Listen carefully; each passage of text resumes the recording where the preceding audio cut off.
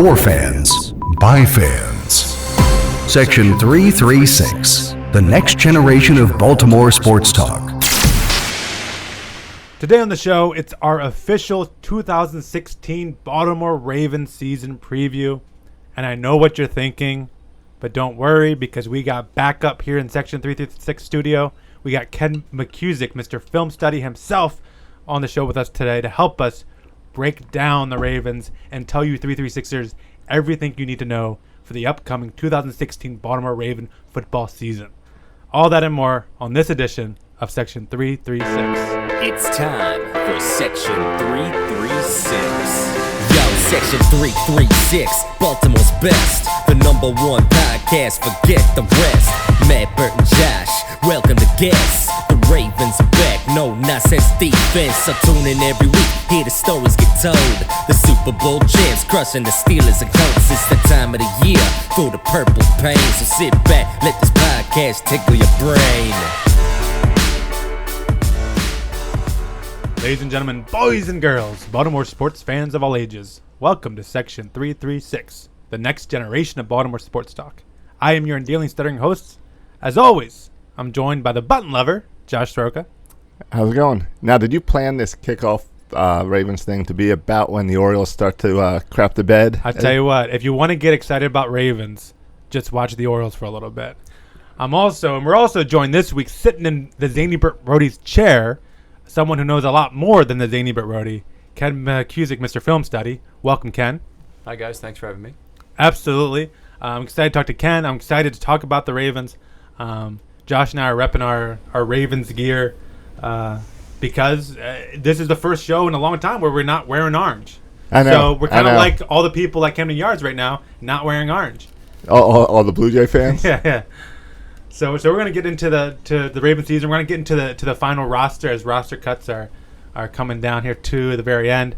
I got some questions for Mr. Film Study, and I got some thoughts on the upcoming Ravens season. Now, if you're tuning in September and wondering why we stopped talking about the Orioles, you just missed the fact that we released 2 episodes today. Yeah, so we got a little mini Orioles episode coming out. So check if you're not a Raven fan but an Oriole fan, just check your podcast feed. There's another episode on there, probably labeled orange. Absolutely. So, Ken and Josh, before we dive into the 2016, I want to put a bow on the 2015 season. I feel like it's been kind of summed up as just an injury throwaway year. I think we forget a little bit, Ken, that at the beginning of the season, like Joe Flacco, he was hurt something like week 8 or week 9. Steve Smith went down, I think, week 7. So, and before that, like it was kind of bad before that. I think we only had like 2 wins when Joe went down. So I think to sum it up as saying it was just the injuries' fault that we lost last year and that we were unsuccessful last year, I think is a little bit too convenient. Ken, would you agree with that? Yeah, I think there were lots of problems with the Ravens last year. Injuries were one, and the Suggs injury was in Game 1. That's true. That injury was really rippled as waves through the defense, but the defense was never able to generate turnovers. And that was a major problem. So it kind of makes me cringe every time I hear anyone associated with the Ravens, but certainly Dean Pease say that the defense was great the second half because they were 8th in yardage allowed. I mean, that's one very weak measure of the defense. In truth, the defense was not that good in the second half because they still were not getting turnovers. Yeah. And would you say, based on, and we're going to talk about a lot of the specific moves, but would you say that the Ravens kind of addressed a lot of the areas where they were weak last year? Yeah, I think I would say that. They've had a great draft. I'm very excited about that. We had a show we did on the draft, of course, that I think went through that, and we're very excited about a lot of players. Just a lot of times your draft comes, and this time of the year you realize that there's a number of players who aren't really going to have the huge role you projected them for on that day in April or early May when you were all so excited that they were taken. But I think a lot of the Ravens are still in line to have a very large role on this team, a lot of the Raven draftees. Okay, and we know, and so let's start there. Let's start with the rookies. Ronnie Stanley, everything I've read, he's been amazing. Do you concur with Ronnie Stanley being great? Yeah, absolutely. I mean, he's had 80 preseason snaps. I have him scored as 3 partial pressures, 1.33 total pressures. He has not allowed the quarterback to be touched yet with a quarterback hit or sack. hasn't allowed the quarterback to be knocked down, I should say, hasn't been penalized.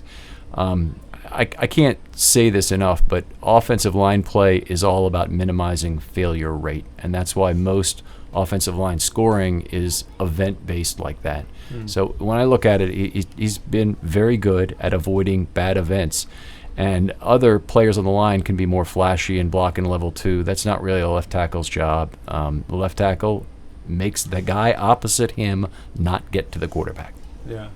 Has he been seen? Now I know all that, and fine, that's all great to hear. Do you think he's really been tested so far in the preseason? Yeah, well, he's last week, of course, he got Ziggy Ansah, and that's a significant test. Okay.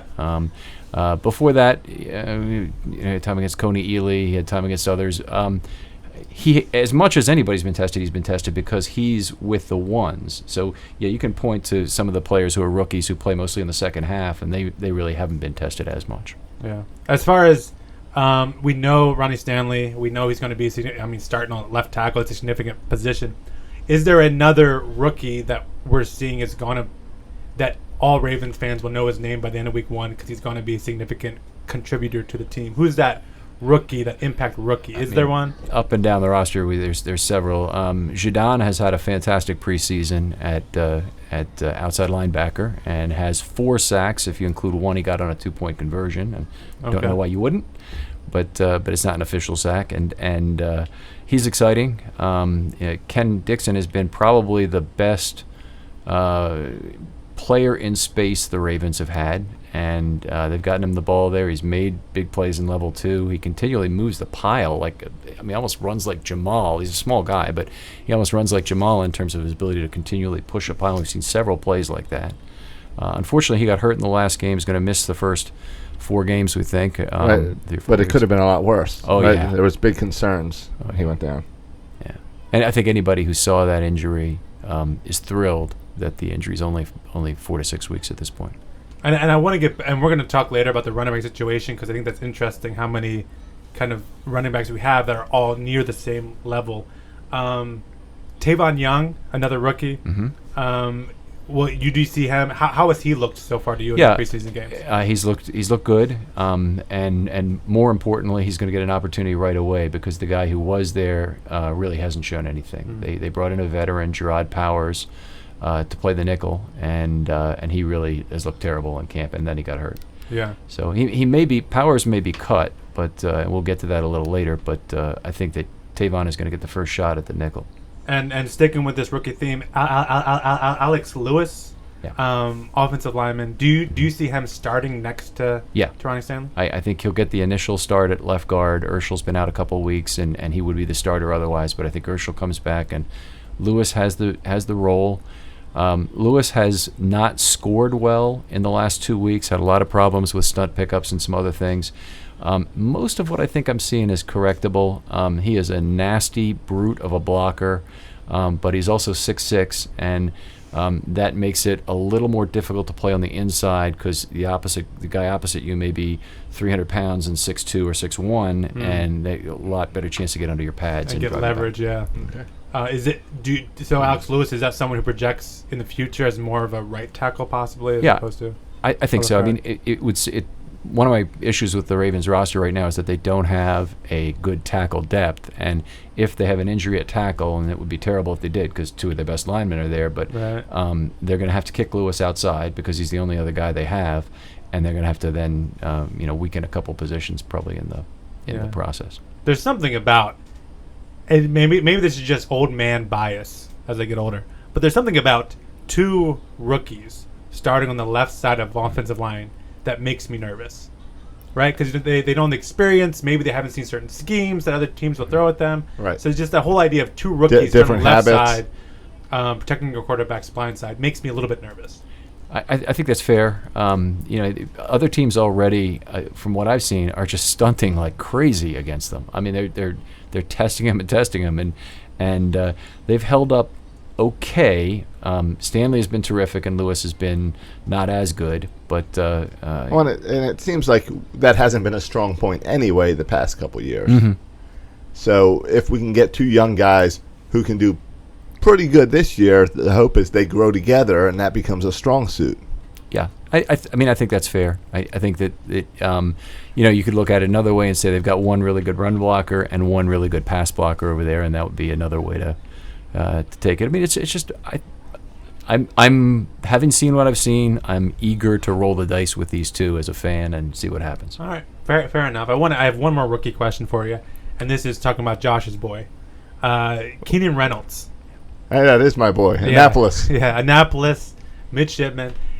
Is there? He's getting cut, right? There's a lot of receivers on this team. Is there a spot for Keenan Reynolds? I don't believe so. That's too bad. Going back, it is too bad. But there's seven receivers currently that I would project onto the roster. The seventh, Campanaro, is there because of his return skills primarily, and Reynolds, I'm just not seeing how he makes it at this point. Although I've, watching practice, I took a lot of notes on Keenan Reynolds because I know everybody locally was interested in him, and his kickoff returns in particular improved a lot as camp went on. He squares up to the ball well and runs right through it at chest level as he catches it, which is nice. Right. But I've seen lots of negatives about his hands and catching the ball. Well, isn't that gonna then take him away from those return games? I would love to say that's the problem, and I don't have the number right on me, but it's something like one target in 70-some snaps. And we haven't seen it in game. Well, that's probably he hasn't got separation to be thrown to. So all right. If you don't. Yeah, if you can't get separate, you can't prove yourself. Yeah. But Keenan Reynolds is a name that people know, not just here in Maryland. I mean, he set the record for touchdowns in NCAA. So is this? And I've heard people say, well, he'll just stay on the practice squad. Is this a guy the Ravens can hide on the practice squad while they work on those things? Not in my opinion. So they'll find what small injury he has and put him on IR. Oh, you think so? Yeah, that's what I think will happen. Yeah, I'd assume that's the only way to hide him as a player who's named. I don't even know how his contract, how the Navy's letting him play. I don't even know if that would allow on a practice squad. Yeah, it's a different situation there. Yeah, and I don't know either. So right, but injury seems to make sense. But you left a rookie off your list. I didn't cover every single rookie, but go ahead. Who did I leave off that I should have mentioned? You left Brashard Perryman. I mean, he hasn't played yet. Wouldn't this still be considered his rookie year? Well, I don't think he's eligible. He's eligible to win Rookie of the Year. Why not? He hasn't played a game. Can you win Comeback Player of the Year without ever actually playing to begin with? That's a real interesting question. I mean, yeah. But what are and I know you haven't had a chance to see him play in a preseason game. He plays this Thursday. No one has. He's I don't excited. think anyone's seen him play flag football since college. I've actually, even in the practices I've been there, he's never once been on the field while I've been there. So that's how. Yeah. I believe at this moment Tim Tebow has played more baseball than Perriman has played football. So when you see. So is Perriman? Is he going to play on Saturday? Thursday? Thursday. I mean, he's playing. That's what they're saying. He's been out there saying he's excited to play Thursday. And so, Ken, from your film study perspective, when you watch a Brashard Perriman who hasn't had the injury issues and hasn't been on the field at all, what are you looking for from him? Okay, that's a real good question. I'm not expecting that he's going to get targeted a bunch of times, so they'll try. But what I really want to see is I want to see how he runs a 9 route, what kind of double move he can make on a defensive back. I want to see what he does on a slant. I want to see how he protects the ball with his body when he does get thrown to. I want to see how willing he is to go up high for the ball. I want to see how he gets in and out of his cuts. All the standard stuff. Yeah. Can he run? Can he stop? And then can he run again? Right. Those basic important things with football. I mean, but for Thursday, we just look for health, right? We look for him to not get hurt. That's the only result I want. Yeah. Well, I mean, fine to not get hurt, but you also want to see him play in a game and get hit and get up and be okay. Yeah, it's like in baseball. It's as we were talking earlier today. It's Nolan Reimold running into that wall and he was still alive. That's what we got to see from Perriman. We got to see him take some hits and still be alive. Yeah. Josh is trying to see how many baseball references he can make. Why? Because I mentioned Tebow and then I mentioned that. So let's transition a little bit and talk about the injury guys. So Perriman coming off the injury. Another guy that's coming off a series of injuries. This guy, Perriman's the same way. He makes me nervous just to watch him play because we're ready for his legs to fall off. Another guy that makes you nervous, almost even more so, is Dennis Pitta. Mm-hmm. What are the expectations for Dennis Pitta this season? Doesn't he have a broken finger right now? Yeah. So he does have that. They said yesterday that both Pitta and Max Williams will be back for the opener. That Max Williams is likely to practice as early as Friday. He's not going to play in the game on Thursday, and that Pitta will be back to practice sometime before the opening game and will play in that, which is a good thing because the team really only has 3 tight ends. And we can start on the roster discussion now. If you Sure, want to. yeah, and let's start with the tight end spot.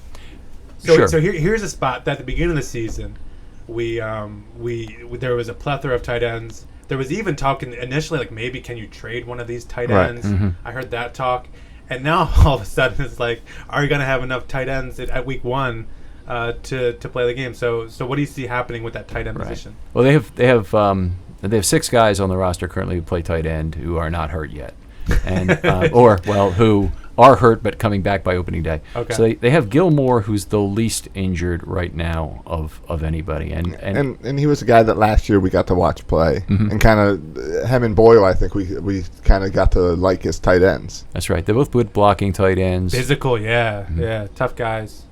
Pitt and Williams are both going to be on the team, and I think Baltimore fans know who Dennis Pitta is, so we don't need to talk too much about that. Max Williams is another guy that can find a spot in a zone, but honestly, a lot of the other things a tight end's supposed to do, he's not really all that great at. He doesn't have great speed, and he's not a great blocker. Him being the third tight end is probably about right on this roster. Really? And that surprised me because I looked at him as kind of the more athletic, catching more balls, less of the blocker, more of the receiver type, but that's not what you're No, saying I right would away. agree. I mean, he's a hands tight end, and he's a sit-down, but he's not a speed tight end. Okay. But he's not up because you see the way the NFL has transitioned into these bigger tight end guys as main option receivers. Do you see him as being one of Joe Flacco's main options? Yeah, I think a guy with good hands is always a good target for Joe Flacco. I mean, Dallas Clark was a good example a few years ago, or Owen Daniels, of guys who are of moderate speed, no blocking ability, and good hands that Joe loves. All right, fine. I was thinking more of like the Jimmy Graham comparison, and you're going with the Owen Daniel comparisons. All right, fine. Fair enough. So we have him. The Ben Watson injury. Was that a significant injury? I mean, I know it wasn't Ben Watson, but for the Ravens team. Oh, okay, no. I know it's not for the year. I get it. In my opinion, probably yes. Watson was a guy I think, I would have said that they could have counted on before the injury occurred. Now, I look up and down this roster in terms of they've got a lot of decent skill position players, but there's also a lot of injury risk and injury background with most of these guys, so it's scary. Yeah, that is scary to see where we're standing at week 8, see who's left standing. Let me just finish up with the tight ends if we can, then we can move on if you don't mind. So Dan Brown is a wide receiver brought inside, and he's not going to make the team in my opinion. A lot of people think he might, but I think he's going to end up on the practice squad again. And he did have some contributions last year.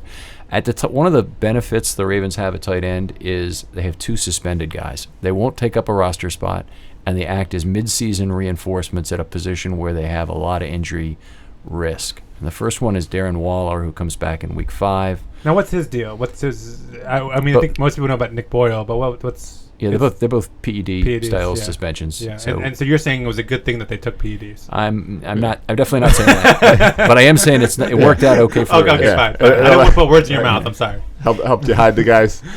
Can we get what's his name, the Navy guy, Navy QB, to take some PEDs? I'm just saying it's just an option. Well, we joke about it, but the value of these guys and what they'll learn in their careers and what they're worth to the Ravens is so greatly reduced by being in the program at all. It's really bad. But this year, Waller being out 4 weeks, he's a chance to come back and help the team. And Boyle is out, and he'll be a blocker. They'll go the season until week 11, and there'll be all these complaints from everybody in town about how none of our tight ends can block, and then he'll come back and best chance for him to make an impact. And week 11, that's great because that's when everyone's going to be worn down, and we're going to need that freshness. Yeah, December is a good time to run because it's hard. It's a harder weather to throw in, so life is good.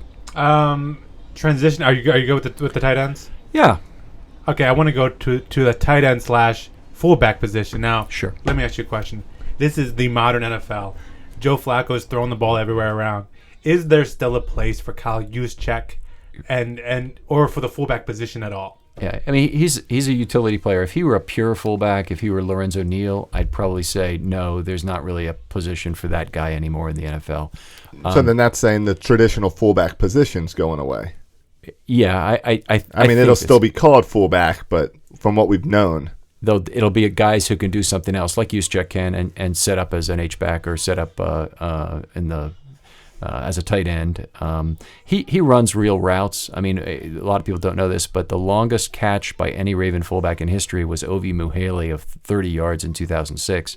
And Juszczyk had 2 catches longer than that this last year. So he runs a different route tree. Vontae Leash, for example, if you look back to him, his only real route that he had in his whole playbook was like a 3-yard out to one sideline. Right. Okay. Right. But with Juszczyk, he runs a lot of shoot routes. He's capable of running a wheel route and fighting for the ball. So anyway, good stuff. With the tight end situation, do we anticipate Kyle Juszczyk being used at all in the tight end? Oh, absolutely. Slot? Okay. Yeah. I mean, more so than last year.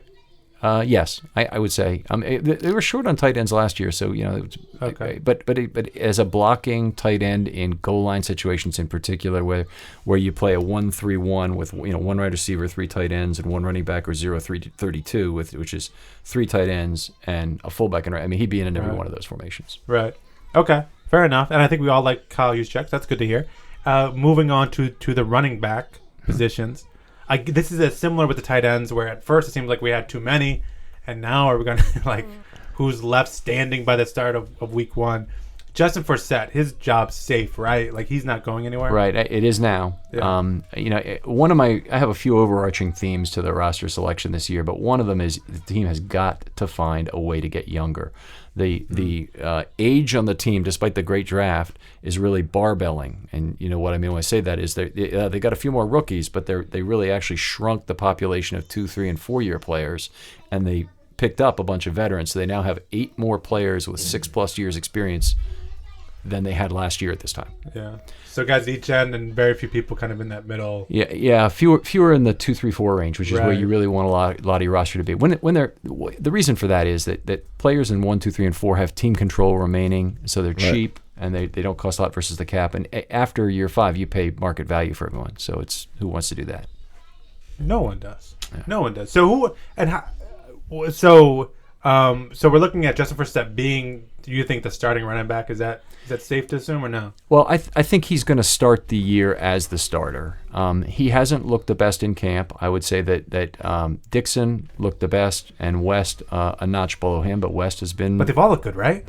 Honestly, I don't think Allen has looked that good in the preseason. He's had 18 carries for 35 yards. He hasn't really had had one good touch in the first game. He had a pass he took for a touchdown, but other than that, he's very short yardage plays, and his longest run is for 6 yards and 18 carries. It's just not very exciting. But that's got to be a lot of stress on Justin Forsett that he's got to play well.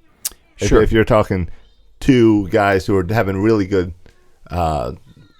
preseasons, and then a third guy who's not doing that well, but showed a little glimpses last year, that's got to be some pressure on an older veteran. Yeah, he's got some advantages, and you start with Dixon won't be around for a few weeks, so he's not competing against him directly. The next thing is that he's an outstanding pass blocker.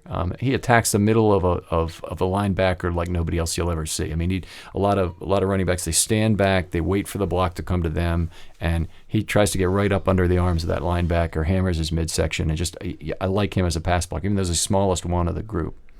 So he's got that advantage.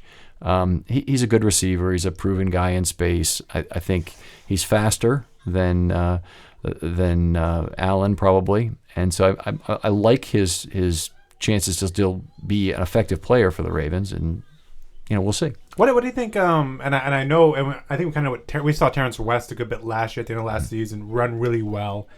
What does Buck Allen bring to the running back position? I mean, I think it's a combination runner and receiver. Yeah. He's a taller guy that should translate to better vision. I haven't really seen that so far. West has made some mistakes in terms of not following his blocks this preseason. They've been kind of frustrating. But he has run very hard, and both West and Dixon have had terrific yards after contacts. That's been the most exciting part of that position. Yeah, that's fun to watch. Sticking with the offense, and let's talk about QB for a second. Sure. But before we talk about, I know we. Right, you want to start with? I mean, QB. You're going Flacco's health, right? Right, and then or do you really want to talk about second string? No. Like Joe Flacco is coming back from the injury. When you watched the preseason game against the Lions in his first appearance, how did Joe look to you coming off that injury? Yeah, I don't spend a lot of time talking about Joe because everybody else does. But he basically, the ball came out quick. I was excited about that. He took a lot of 3-step drops and threw the ball. I really like the look of the slants to Wallace in particular. There was just a lot to like about the way he got rid of the ball quickly. And he didn't even really need to. I mean, he had a good night of left side blocking, so he didn't have the same issue with that. I'm excited about where he is relative to where I thought he would have been at this point. Any signs of him playing with any concern or hesitation with his knee? Not that I can see. That's great. Yeah, it's good to see. And the quick release, I think that's becoming a more important thing in the NFL. I mean, you see Tom Brady does this better than anybody else, where you can get away with not having a great offensive line if you can get the ball out fast. Right. And so that's something you would love to see Joe get a little bit better at.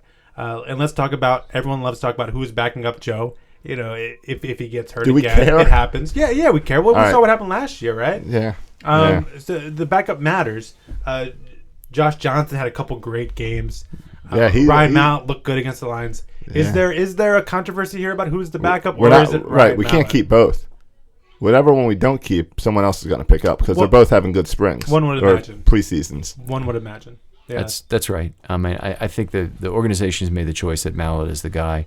I wouldn't have said it was a sure thing, but after the Johnson's first excellent game, which is game 2, he looked outstanding running the offense, moving it right down the field, and he created a quarterback controversy. And if you go to practice, you'll see that the practice is divided into these 10 and 12 minute segments. Each one, that consists of about 12 reps, and Flacco will get 6 of those reps. And then there'll be 4 that'll go to the backup quarterback, which was Mallett this year. So already 10 of the reps are accounted for. And then Josh Johnson and Jared Johnson each got 1 rep. Well, coming out of a camp like that, he's able to go into the second preseason game and just drive the ball offense in 2 different ways. Once as a passing offense, and the other featuring him as a running quarterback. Right. It's just amazing to me that he's able to turn that on and off like that. But very impressive. And Mallett during camp, the big knock on him has been maturity. That the guy, every pass that didn't get caught, and he had a lot of problems with accuracy, but every pass that didn't get caught, his arms go up in the air like it's somebody's fault. That's my favorite response by a quarterback. Yeah. That it's never his fault. Mm-hmm. Yeah. Well, I think It's Tom Brady-ish. Yeah, well, Tom Brady has issues with maturity as well. If that's the case. Yeah, he'll sit on the ground and put his hands up, complaining. Yep. Is there room? And I know Josh said that we can't keep 3, but is that Josh Johnson brings something different to the table with the ability to be that running quarterback, mix it up? Is there a chance that we could keep 3 quarterbacks on this team, or is that crazy talk? I don't think with the pressures across the rest of the roster that it would really make sense. When you really get down to it, if Flacco is lost, all is lost. So you really just have to hope for the best and pick your best number 2 guy and go with him if the worst happens. And when you've got your whole offense designed around Joe Flacco, putting a running quarterback then in that position isn't going to help you when it's not, your offense isn't designed for that. I mean, so it seems like go with Ryan Mallett. Or get rid of Joe Flacco, bring in Tim Tebow, and just make it a running offense, right? He's Those playing, are kind of your options you're looking at. maybe for the Orioles. 27 scouts there, Josh. 27 scouts. Yeah, and like 45 media guys. All right, let's go on to the. Let's move on to the receiving Pretty sure we core. got invited to it, like everyone else. To the receiving core, we talked about Perriman, Steve Smith coming back from injury. Another guy coming back from injury. How does Steve Smith look? I haven't seen him play at all, Okay. and he's barely practiced at this point. So it's just happened the last few days, and I have not seen him practice. You look at that roster, and Steve Smith is a case in point. But you've got 3 or 4 guys there who I just do not trust their production. Moore's been hurt already for an extended period in camp. Perriman's never seen the field in a year and change. Smith has been out for an extended period, and Campanaro is Campanaro, and he Can't stay healthy. can't stay healthy. So they've got Mike Wallace, who I don't completely trust because of some of the things that have happened in his past and the flakiness that's been. He seems to be in a good situation here, and he seems to have matured some. But is his production a sure thing?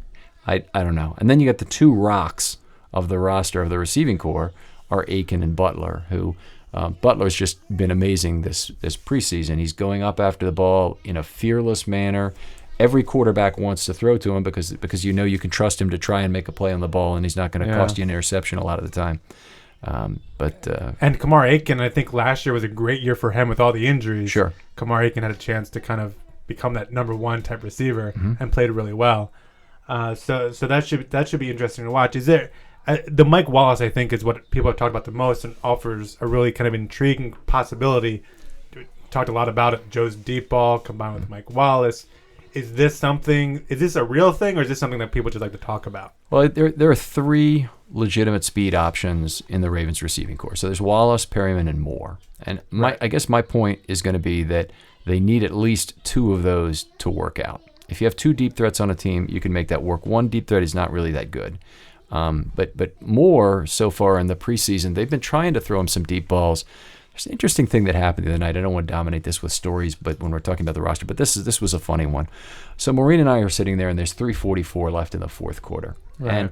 And all of a sudden, Moore trots onto the field. Well, he hadn't been on the field in about 12 or 14 minutes, and it didn't make any sense. I immediately turned to her and goes, this is going to be a vertical to Moore. And and Josh Johnson is at quarterback. Now, if you're Josh Johnson at quarterback, I'll tell you what happened, and then I'll tell you how I think I interpret it.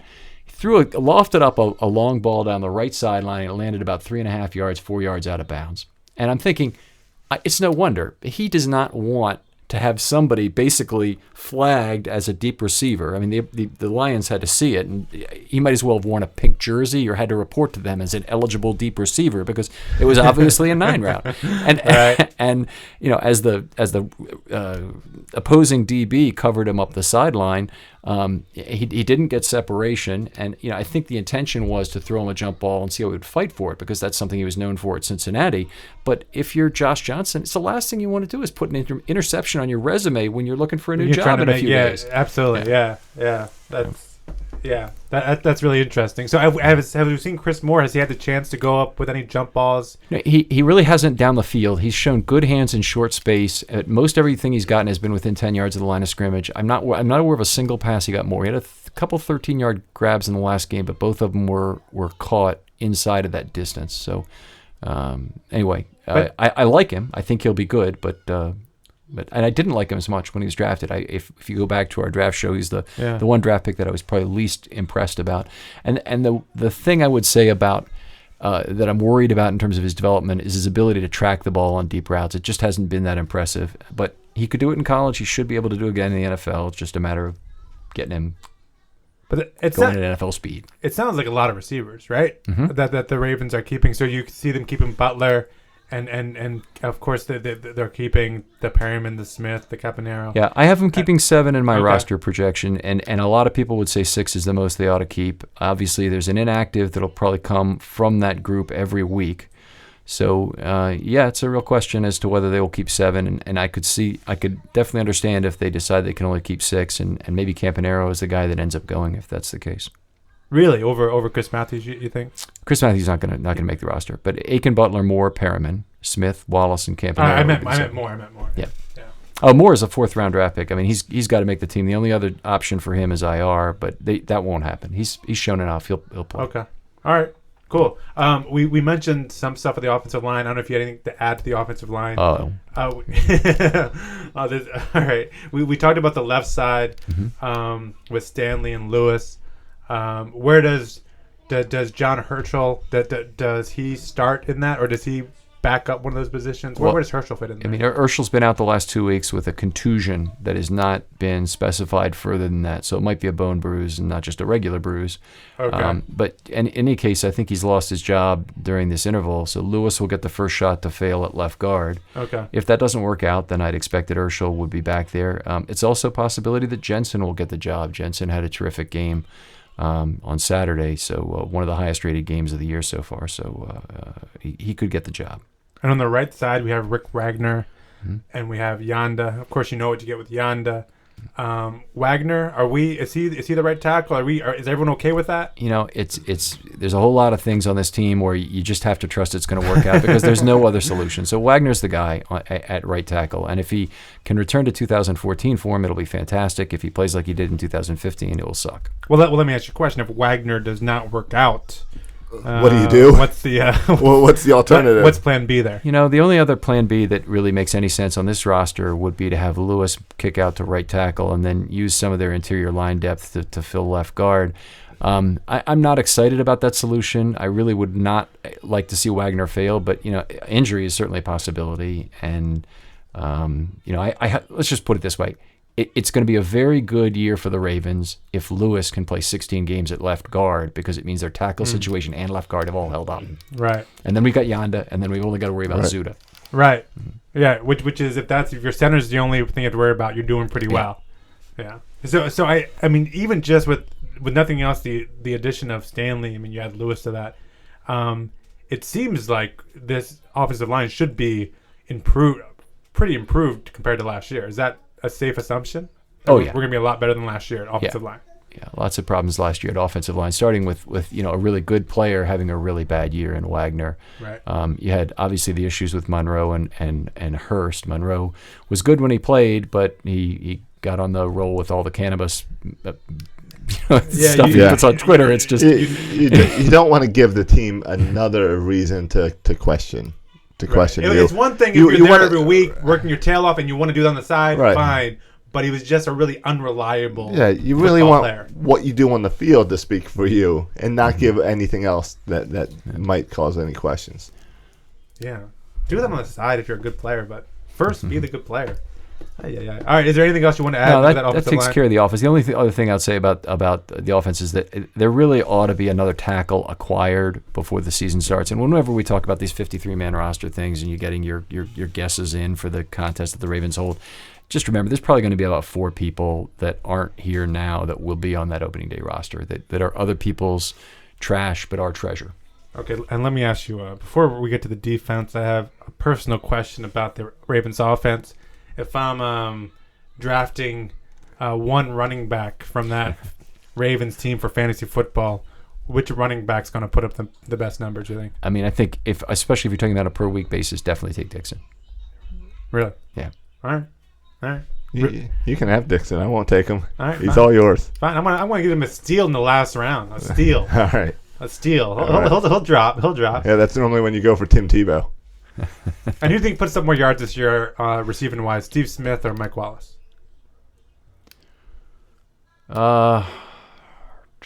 You see, I'm getting away from his expertise. He likes to look at the film. I'm asking him to make predictions that are kind of ridiculous. Yeah.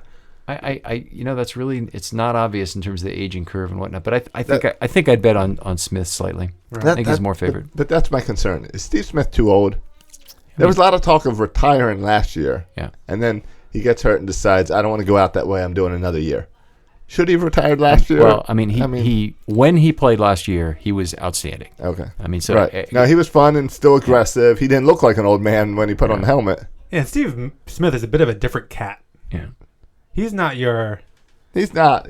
But there's always that old age issue. He's not showing up for the paycheck. I mentioned there's always that concern of not knowing when to hang it up. Yeah, I get that. I mentioned the older players on the team and some of the barbelling of the roster in terms of age, but they have about 4 old players who they're going to come to an amicable end with them. It's not going to hurt to let these guys go. And one of them is Steve Smith. I mean, good player, but it'll be a big salary lost or to go away when he goes away. And at the end of this year, it's probably over for him. So it's not. It's an amicable end to the solution. It's not going to hurt the Ravens too much if he doesn't play well this year at some point or gets hurt. Doomerville has 2 years left on his contract. Fully lived up to it. Certainly, it's all about what can he do for us the next 2 years. But I would think returning, he'd be a good bet to do something to justify what he's earning. Well, he's the type of guy where you can just bring him in on third downs at that point too, right? And just becomes pure pass rusher. So you're still getting something out of him, even if he can't be an every down guy. Yeah, I mean, I don't think he can be productive unless that is what he's doing. And last year they asked him to be a 2-down outside linebacker, and that really hurt his pass rush production. All right. Well, let's transition there to the linebacker position, and I'm sure one of the other older guys you're talking about is Terrell Suggs. There's age on the defense as well. Yeah. Yeah. Suggs, expectations for Suggs this year.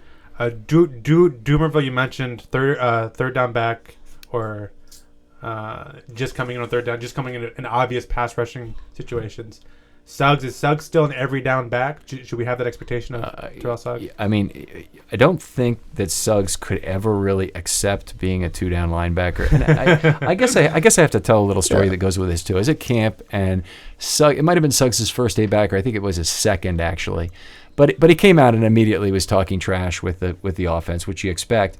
Sure. And they went into drills, and there's a drill they do with 3 dummies where you slap the first dummy to the left, you slap the second dummy to the right, and then you turn a corner very quickly and hit the quarterback dummy hard. And since the whole defense is going on, you slap each of these 3 dummies. You don't tackle them, or you don't if they get knocked down and they don't stay down, they're kind of like Bobo dolls. They have to be re-uprighted. Right. So you go through this cognizant of the time usage. Well, anyway, Suggs is the last to go, the second rep through the thing, and I was just writing down at the time how hard Correa hit the individual dummies, much harder than anybody else. And then Suggs goes through, and it's twice as hard. It slams each other left and right. And then he comes around the corner to slap down the quarterback dummy, and instead he jumps on top of it.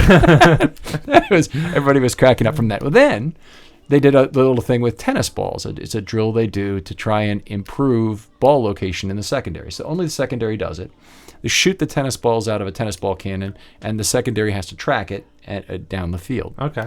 So they're doing a good job, and all of a sudden I look up and Suggs is taking a rep at this. Well, it's for defensive backs. I mean, yeah. He makes a theatrical catch, of course, and slams it down. And all of that clowning. Then he lined up and made an absolutely amazing play on defense. He was lined up opposite Hurst at left tackle, so he's at right defensive end. Yeah. Hurst takes a step back in terms of pass blocking. Suggs stayed low, and then he jumped up and intercepted a pass he had no right to know was coming in that direction. Yeah. Everybody couldn't believe it. He threw the ball into the stands, and he's had a couple interceptions like that in live play against Pittsburgh. But it was still amazing to see him do it, and all the clowning.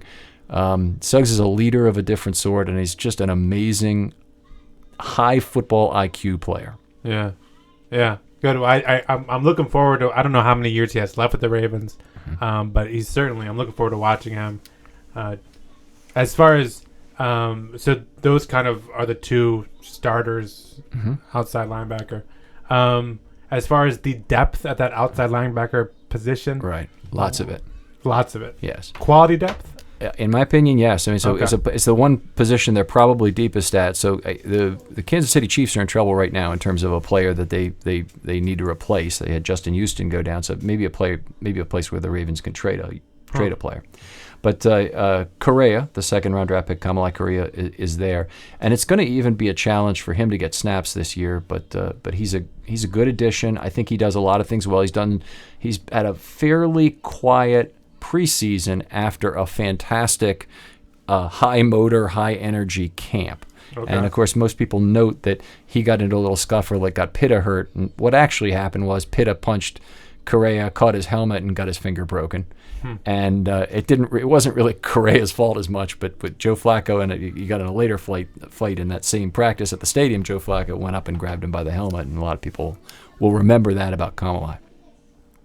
So, but I think that's more of something you want to see, right, from players. You don't want them to be passive. You want, especially young players, to try to find their spot and be aggressive. That's what a little, but you don't want it to cause anyone to get hurt. Yeah, I mean, here you got Pitta hurt. He's just standing there, and Pitta punches him in the face. What are you gonna do? Maybe not. Maybe not. Yeah.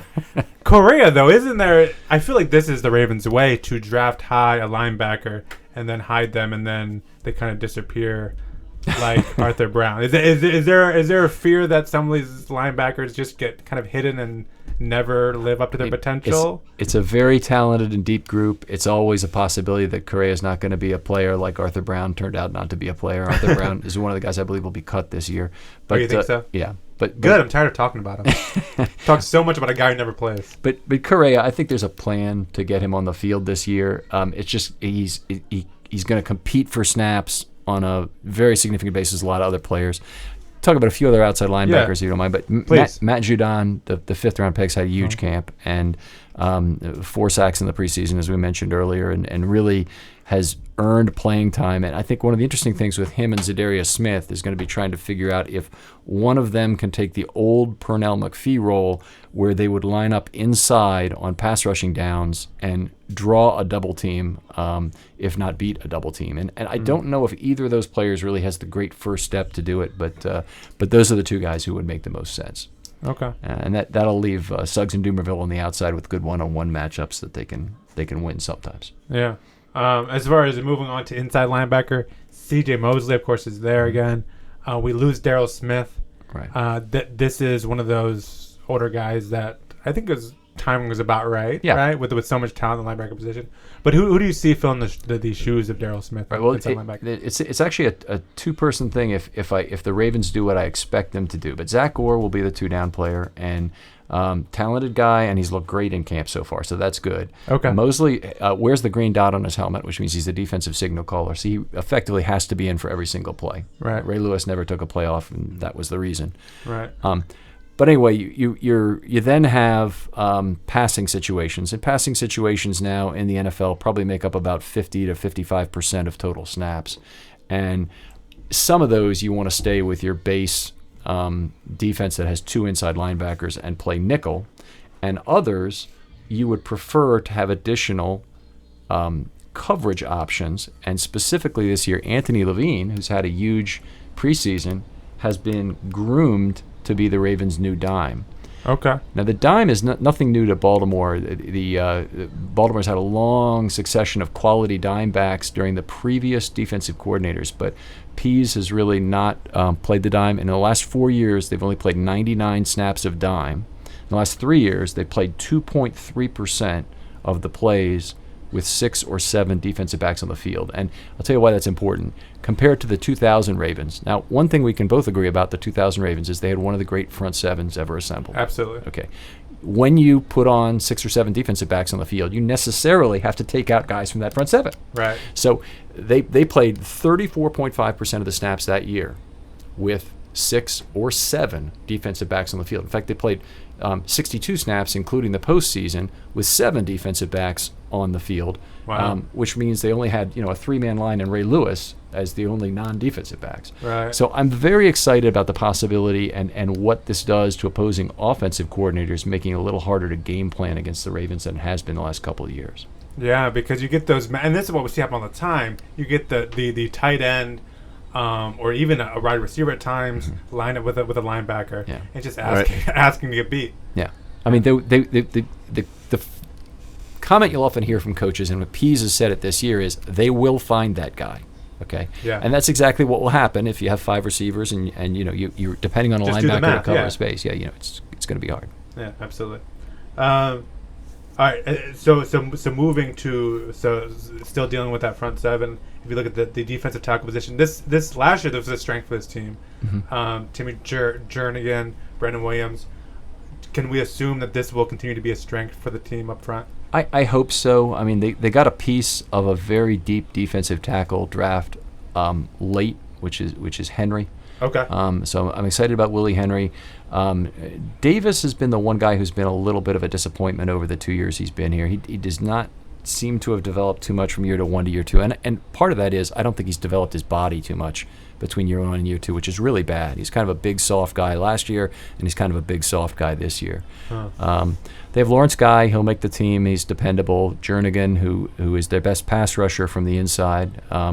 Urban returned late last year. Very big, tall guy, and he's batted a bunch of passes this preseason, so I'm excited about what he can do in the passing game. And then Brandon Williams, of course, is the rock of that unit. Is this going to be, and it sounds like we have a lot of guys there. There are a lot of names. Is this going to be a constant rotation of guys from play to play? Yeah, I mean you can't play every snap in the NFL at defensive line. It's a rotational position. There are a few teams which have tried to do that kind of thing. It generally doesn't work. I think he had ended with Albert Hainsworth taking a nap on the field or something. I think when he tried to play every down. Remember Albert Hainsworth, I think, did that when he would play one down. Yeah. It was always the getting him off the field so his replacement could go in where the problem came. there is a surplus of talent on the defensive line at some place where we may see the Ravens make a move. But Capron Lewis Moore is in his 4th year, which means the club has exhausted its future control over the players. 2017, they do not own Capron Lewis Moore. Right. And furthermore, normally they might think about getting compensatory draft pick value out of a player like that, but he's not going to sign at a level that provides that. So either him and Pierce, who's a pure nose tackle, are potential trade candidates. And there's all kinds of teams across the league will first look to the Ravens practice squad to see who they can pilfer from there if they can't get him from the Ravens cut. So hopefully they'll be able to get some value return on one of those 2 guys. Yeah. Okay. Moving on to the secondary. This is where we hope for the biggest improvement. Yeah. This is what has frustrated Raven fans the past couple of years. I feel like since it's like Chris McAllister and Dwayne Starks. I feel like we've had discussions on quarterbacks. Right. Yeah, it's since Ed Reed left. And we thought Ladarius Webb was an answer for a little bit. Yeah. Jimmy Smith has shown signs. But is this? Should we expect? Is there an improvement? Jimmy Smith has to play better, and it's another one. We talked about. That's what we said last year. Well, last year he was coming off a Liz Frankish injury, and it might not have been reasonable to expect that he'd play at that level. But this year he's 2 years removed from it. He had some kind of a screw removal during the off season. Had a screw loose now, but he had something to do with a screw removed from his foot. Hopefully, he's going to be able to play at a high level. He's looked okay in camp so far. He's looked okay in the preseason. He's tackling hard. I like that, but we pay Jimmy Smith $11 million or whatever it is he makes because we want to see him cover. And because quarterbacks are expensive to find someone to cover a receiver. Yeah. So anyway, they've got the big problem has been finding a nickel, and they brought in an 8-year veteran, Gerard Powers, who has not played well, and he's gotten hurt, and I think he's now lost the job to Young, who's the 4th round, first of 5 4th-round draft picks this year. So that's another good contribution to that group. Jimmy Smith is playing with Sharice Wright, who is his high school opposing quarterback still. I don't know if you guys have run into that yet, but it's something. No. Yeah. Oh, really? Yeah, played together in high school. Oh, really? That's... you don't see that very often. And then those offenses against them probably had some trouble trying to pass the ball. 2 NFL cornerbacks playing together. The best cornerback of the entire preseason though has been Davis, and he's a guy who will be first man up at some position. I think Young is going to play the slot, but if Young got hurt, I think Davis would be the guy, not somebody else. And he's certainly first up on the outside if anything goes wrong. And one of the things is that Wright might not play well enough, and then Davis could be the guy. Their 7th-round draft pick, Kennedy, I believe, is going to be headed to IR. He got hurt. It does not appear now because he's hurt, or they're trying to hide him again. Yeah, hide him. Okay, hide him. I mean, they could live. In fact, it's a real question. Do they want to live with him for like 4 or 5 weeks until he'd be really ready to play again at full strength, or try to buy more time? Yeah, but this year the IR rules have changed, and the IR designated to return designation. You don't have to say who that player is in advance. You can bring any one player back from IR at some point. Okay. So it's changed, and that means you still don't want to send people to IR because you can only bring one of them back. But on the other hand, you have a little bit more flexibility than you would otherwise. Right? Because didn't they changed it where they got rid of probable or something? They changed that too. That's the weekly injury report. Okay. They got rid of the probable. Which is silly because all the probables were playing. Right. Mm-hmm. Okay. All right, so but even in that, like that the Davis, we said Powers has struggled. It sounded like there's still not it sounds like reliable guys. Yeah, it's right? the same. There's not a tremendous amount of depth, and that's very frustrating. But they have I think their basic 4 guys are pretty good. The 5th guy that I have making the team is Price, who is a project candidate. He's not played terrible, but he's a length guy. You want to have tall corners in the NFL these days, but he's a project. He's not going to produce a lot in 2016. If he is forced into the role, it could get ugly. But I think he's a guy they'll keep. Kennedy they'll be able to keep if they put on IR, and they could even bring him back. I mean, if they get into serious troubles at cornerback, bringing back Kennedy is a reasonable solution to that. Now, to help our cornerbacks, we did at least make a move in the safety position with Eric Weddle, right? Signing him. That's going to at least improve our secondary, right? Yeah, he's a legitimate free safety, so that'll help a lot. And Weddle has instincts for the game that are you immediately notice. I mean, it's like watching Ed Reed play, although he's not quite as talented as Ed was.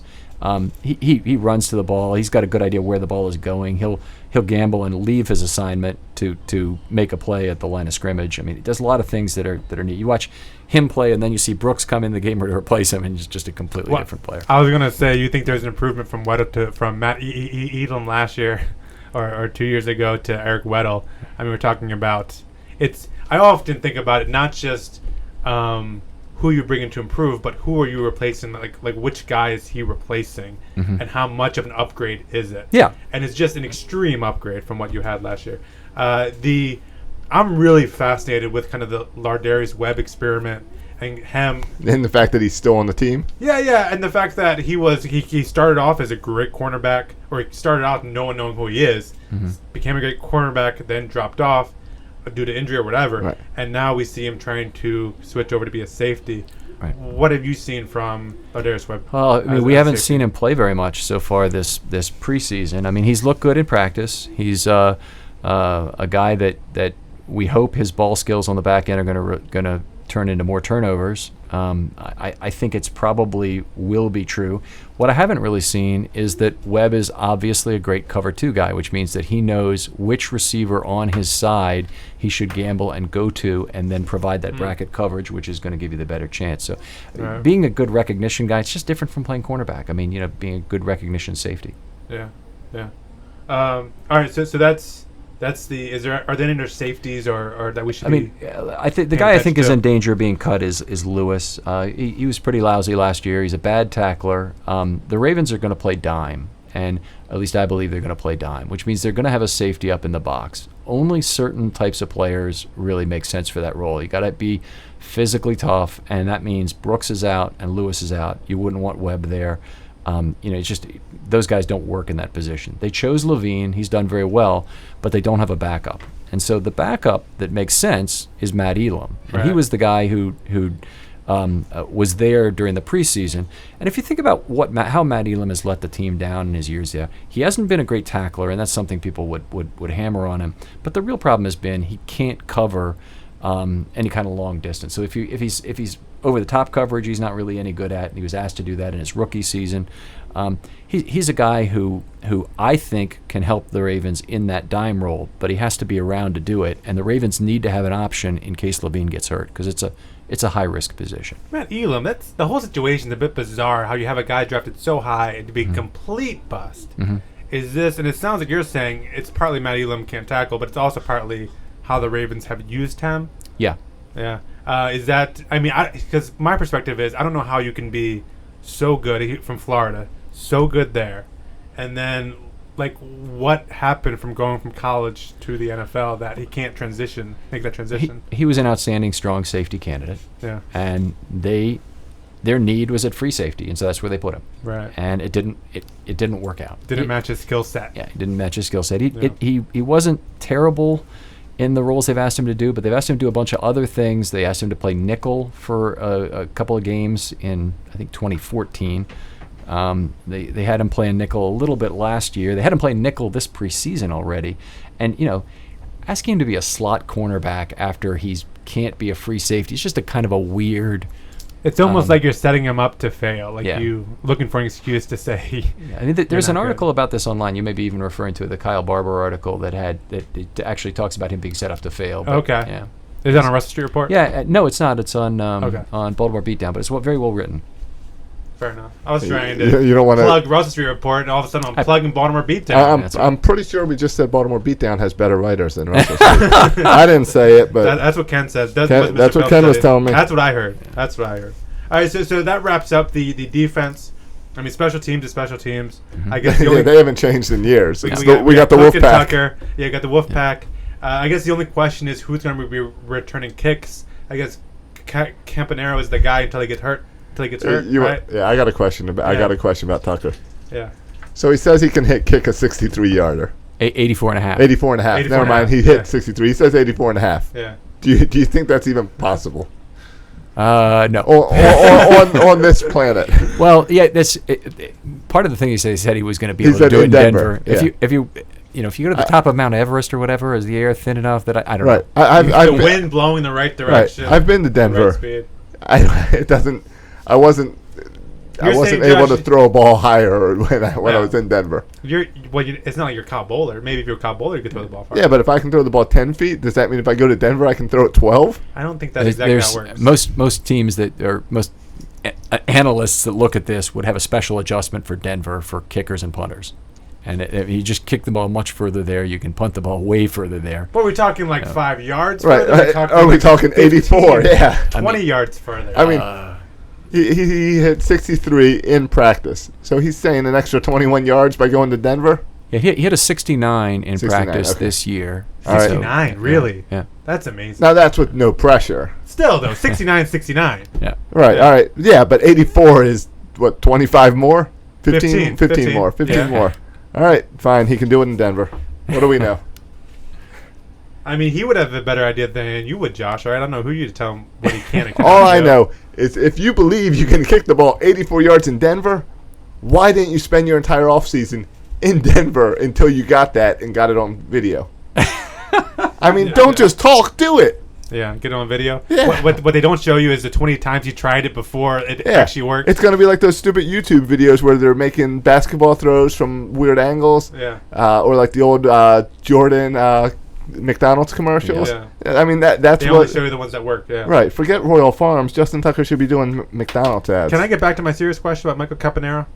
Yeah. Sorry, I just woke up. When he gets hurt, who then returns kicks, do you think? I was just listening to your comment before, and I'm not even sure the kick returner's on the roster right now. Oh, really? I don't think it's going to be Reynolds because I don't think he can do enough else to help the team, and I don't know if the team can completely trust Campanaro. So they're going to go through the refuse pile from all the cuts in the league and try and figure out who maybe can help them. So it might be Campanaro, and it's certainly possible.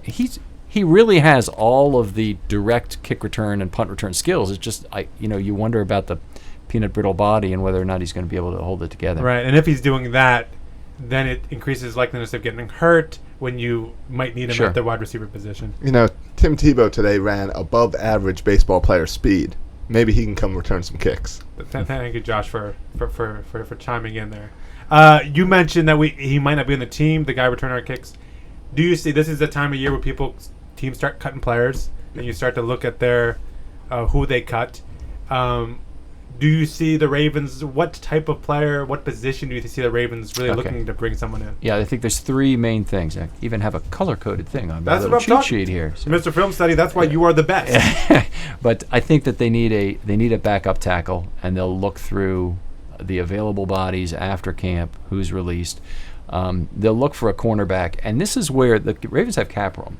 So it's possible the Ravens can compete for a better-known corner and get one, and have somebody to start opposite Jimmy Smith, obviously, Right. And gain additional depth. Or Do they you could have go any for names depth. for us? Do you have any names for No, us? because I don't know who's going to be Okay. cut, who is a real salary issue right now. But it would be somebody like that, somebody who's making a lot of money, and the team doesn't think they can afford the cap hit for him, and then he's suddenly available. All right, fair enough. Okay, and then the third thing is I think they need a backup dime, and so that's somebody will have a safety that they're unhappy with for whatever reason, but otherwise has the traits the Ravens want: a tough guy, physical guy, a good short space coverage guy who not necessarily can cover a guy down the field, who would be perfect for the backup dime role. Sure. Okay, well that'd be interesting. We can keep our eyes out for those names, those guys. We zoomed in really close to the team, looking at the roster, giving you all the names you need to know. You gonna zoom out? I want to zoom out for a minute. All right, before we zoom out, let's mention. I was going to say let's mention our sponsor for this podcast, Oh, please do, Josh. United Games. United Games. Yeah, a new app coming out in October for your phone, and they're taking having people sign up now. And if you sign up on the link on section336.com or by going to bit.ly/336game and sign up now, this week, out of all of the 336 listeners that sign up, you'll win a Crush Davis bobblehead. Someone will. Nice. It's a raffle, so one person will win. Yeah. Not everyone. But here's what the game is. The game is kind of cool. Well, it's pretty cool because we all got used to fantasy football. Then they introduced daily fantasy, which it's picking the guys for the night. Now in the new game, it's play along while the game's on TV. So it's picking will Joe Flacco pass, or are the Ravens running on this play? And you pick there, and immediately you win or lose. Next play, will this play go for 15 yards? Will they convert on 4 and 1? Will Tucker kick this ball 83 yards? And it's live with the game. You make your picks as it goes through the game, and you get points or whatever to win that game. That's very cool. So it goes from daily to immediate in the moment. It's kind of what television needs to do, because they're always talking about trying to be more interactive with TV, and here's a really cool way to do it that's kicking off in October with football, and then they're going to move to basketball, baseball, all that. I guarantee Mr. Film Study will crush that game.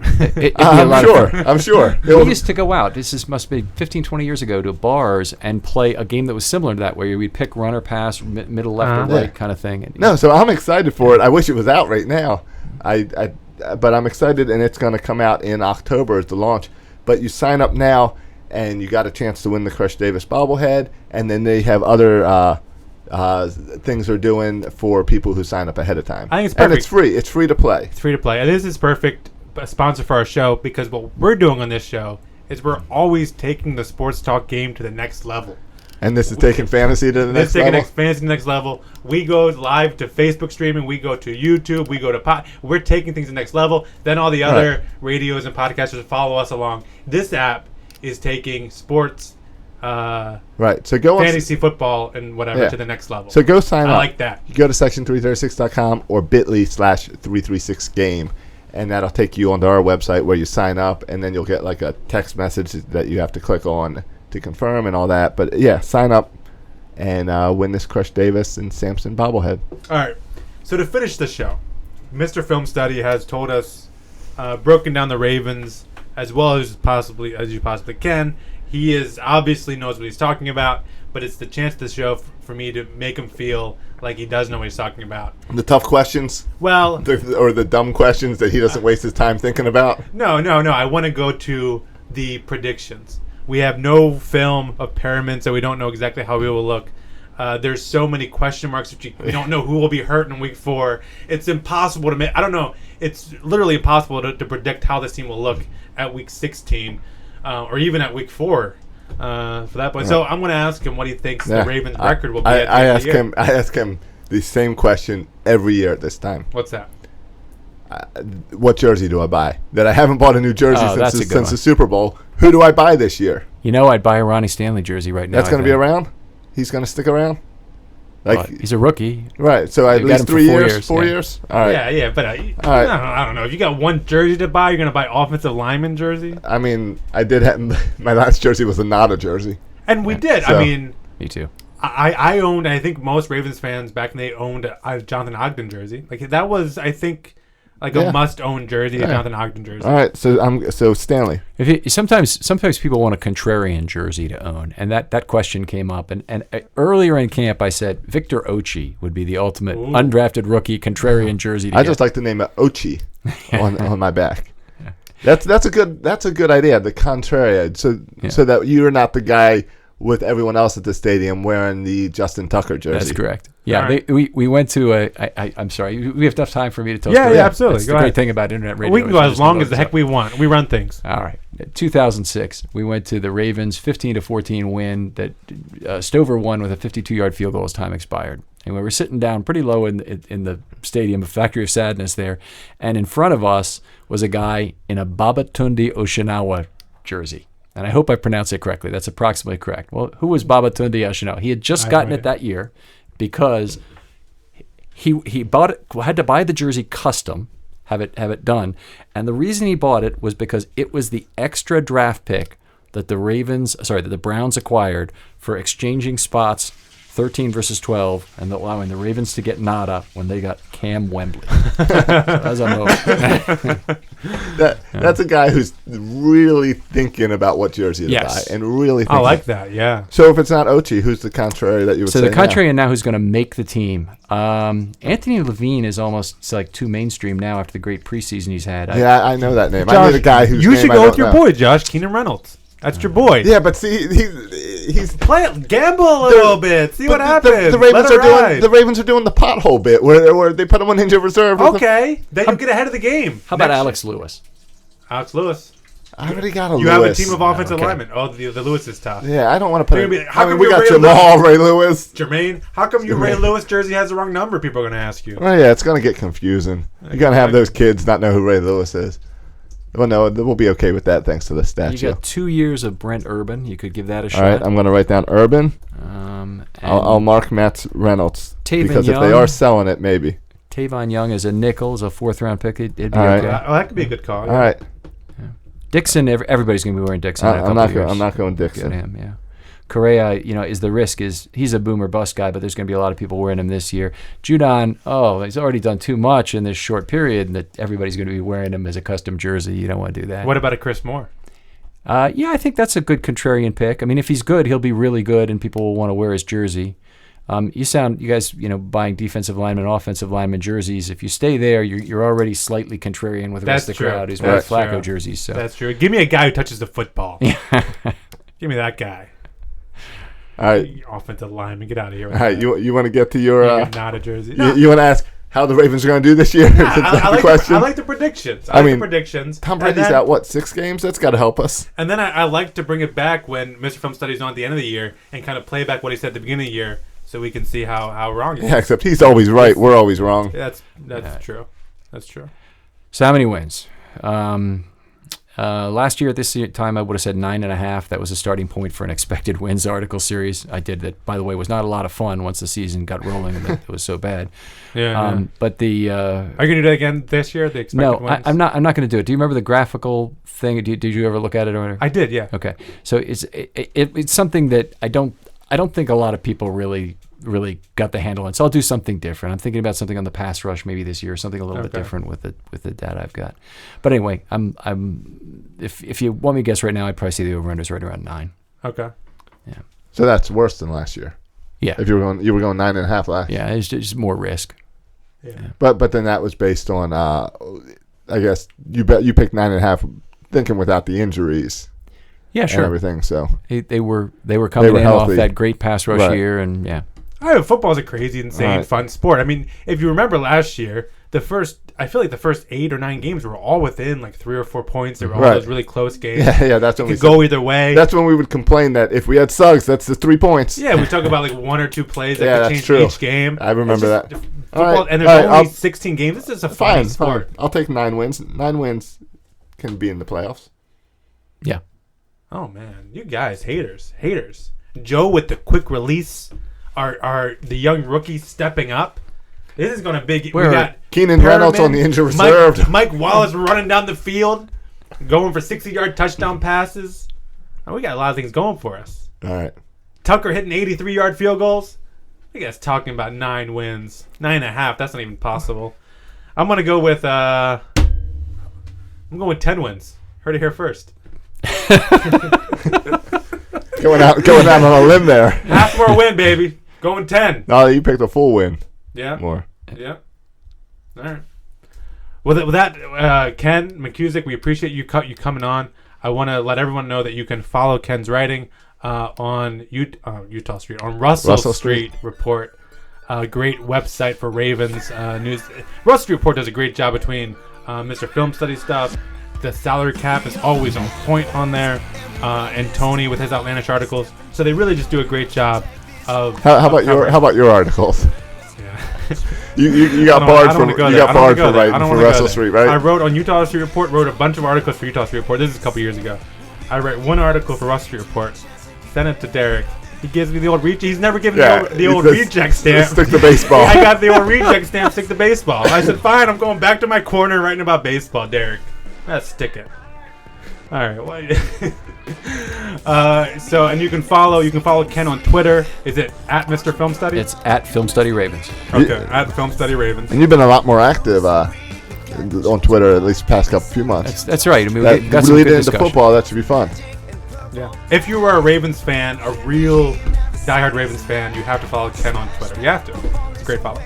Yep. You don't have to follow me on Twitter if you're a diehard Ravens fan.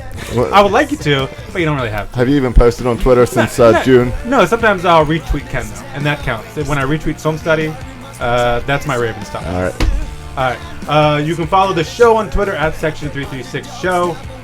do the whole thing where you write us a review on iTunes, like us on Facebook.